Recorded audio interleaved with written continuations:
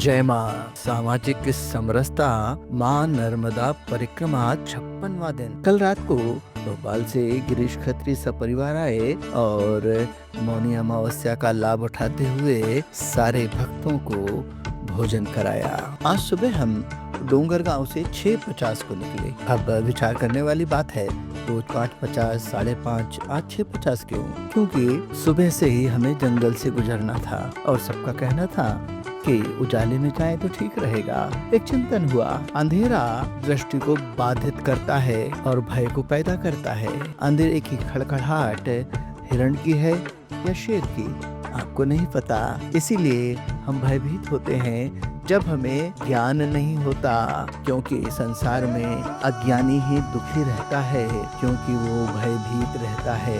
अगर उजाला है तो हमें पता है, हमें दिख रहा है कि कुछ भी नहीं है, लेकिन अंधेरे की खड़खड़ाहट भय पैदा करती है। इसीलिए हम लोग 6:50 पर निकले। ग्राम रोहिणी में नाना जी और माखन सिंह जी ने खेत के रास्तों पर पगडंडियों का मार्गदर्शन किया।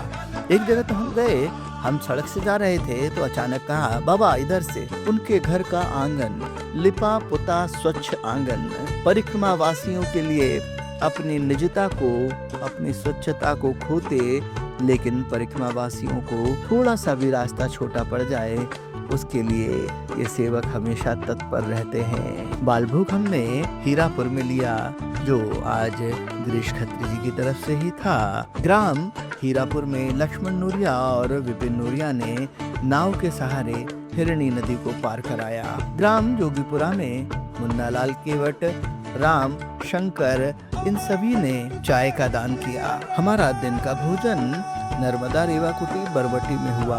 स्थान की व्यवस्था दीनबंधु उदास जी ने की, उन्हें साधुवाद। ग्राम टूंडा कला में राम कुमार मीणा और सुरेश राजपूत जी ने मटर का दान किया। मटर टूट रही थी, बोरों में भरी जा रही थी। बाबा मटर खा लो। हम तो निकल कर आगे बैठ गए, लेकिन वो माने नहीं और सबकी झोलियां खूब भर दी। और फिर वो हमारे पास आए तो हमने सहज में ही कहा, आपने आज हमारी सब्जी का इंतजाम कर दिया, भिक्षा कर दी। इतना सुनते ही उन्होंने एक को दौड़ाया और बहुत सारी मटर और लेकर आ गए। बड़ा दिल, भगवती हमेशा उनके भंडारे भरे। आज विश्राम राम जानकी मंदिर झलोन में हुआ।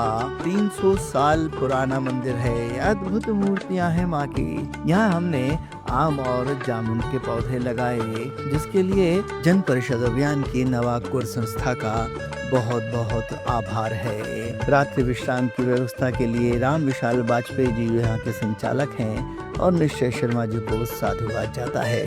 मैं आपको 2-3 दिन से सोच रहा था कि एक बात बताऊं, भूल ही जाता था। जब हम करोन माफी पहुंचने वाले थे, ये उस दिन की घटना है। वहाँ चूंकि हम नाभि परिक्रमा करते हैं तो सब लोग हमें जानते हैं। हम एक गांव से निकले तो वहाँ एक वृद्ध और दादा खड़े थे। दादा के हाथ में कुछ सामान था। उन्होंने वृद्धा से कहा, ले पकड़, मैं बाबा के पाँव पड़ाऊं। ये घटना हमारे साथ के मनोपाध्याय ने सुनी और देखी, तो उन्होंने कहा, ले पकड़, मैं जरा बाबा के दर्शन कराऊं। वृद्धा बोली, रहने दे, वो फुर्र बाबा आए, थारा हाथ नहीं आएगा। आज हमारा एक नया नामकरण हुआ, फुर्र बाबा। जय माँ।